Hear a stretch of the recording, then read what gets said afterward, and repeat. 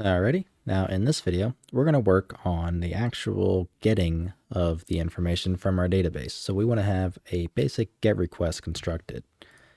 So what would I want to happen is when we send our request in Unreal Engine, I want us to have this array of objects or array of JSON objects be returned to us. So that way we know everything's up and running and functional.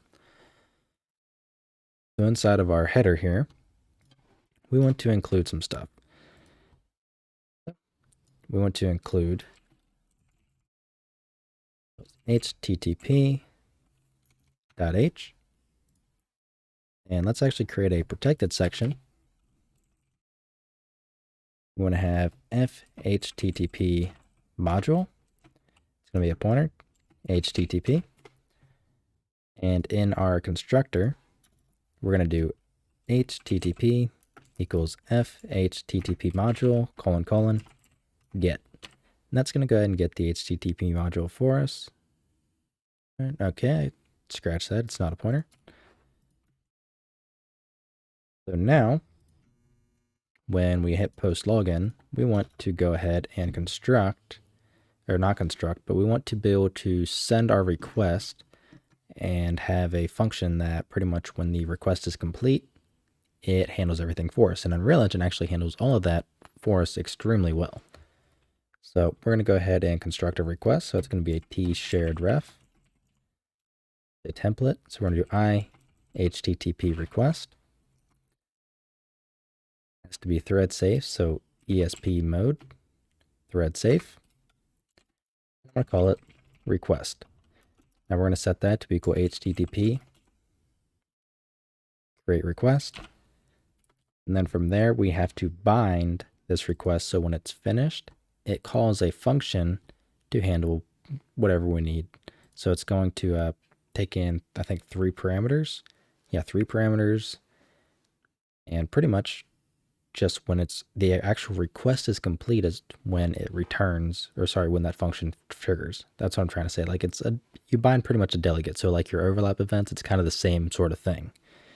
So we're going to do request on process request complete dot bind uObject, pass in this, our class, which is a persistence tutorial game mode, and then our function, which will be on process request complete.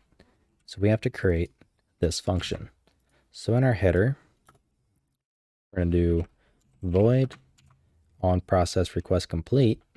It's going to take in a fhttp request pointer, call it request, fhttp response pointer, call it response, and then a bool for success.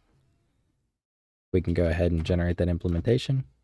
And as you can see, we are good to go. So in here, we do a simple check. So if success, we do what we need, else UE log. We want to let us know that we failed. So inside of success, we're going to do the same thing, except we just want to print out the response. So we're going to do %s to print out a string. We dereference, do response dot get content as string, and that'll print out whatever we receive. So now that we have our request, we can go ahead and set what we need. So we're going to do request. We're going to set the URL, and that URL is going to be what is inside of Postman right here. So our player data. We want to do request. And we want to set the verb. So set verb. In our case, it's going to be a get request. So we're just going to do get to follow along with this. And then we have to just set the header. So request, set header. And what we're going to do is content type and application JSON, so that it's set to use JSON format. And then all we have to do is request process request. So let's go ahead and build. Wait for it to complete. And we have some issues.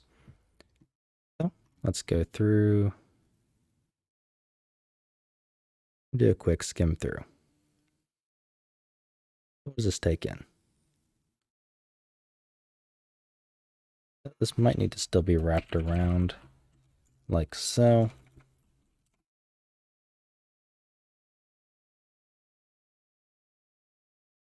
And see if that ends up being the case.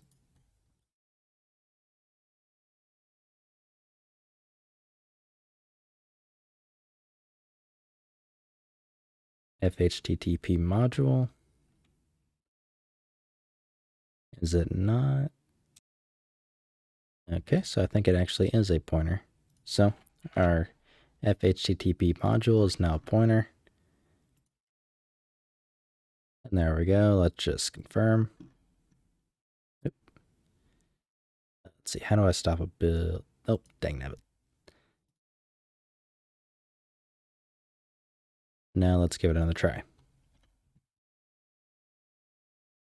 Okay, so that was why. So now let's go ahead and load it up.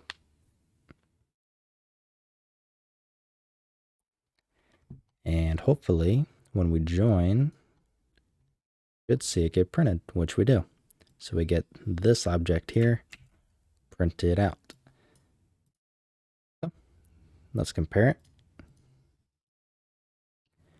We get our ID, our X chord, our Y chord, and our Z chord.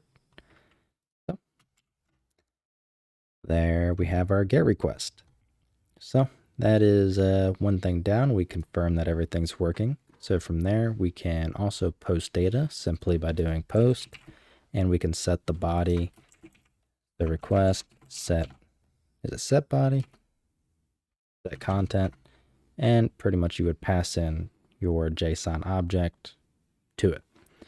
So I think this actually takes in a string. No, it does not.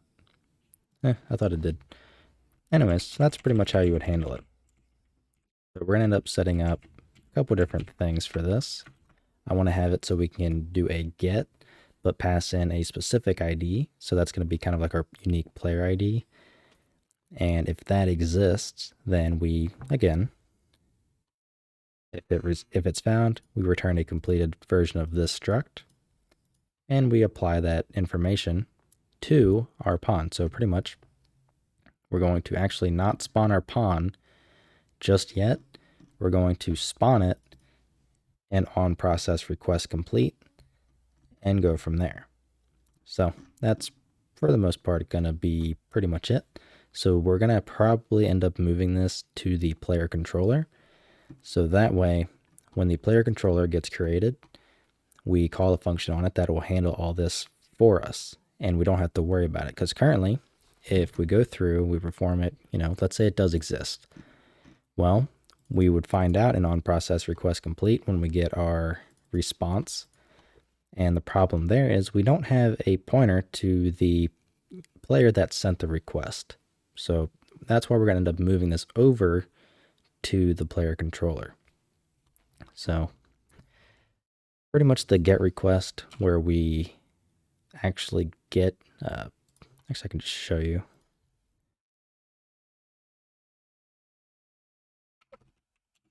We have, what is it? Find by ID. There's find one. So let's see, none of those that I can see off the top of my head. So what we would end up doing is creating inside of this interface, we would create our own little, what we would call a procedure that we make inside of here.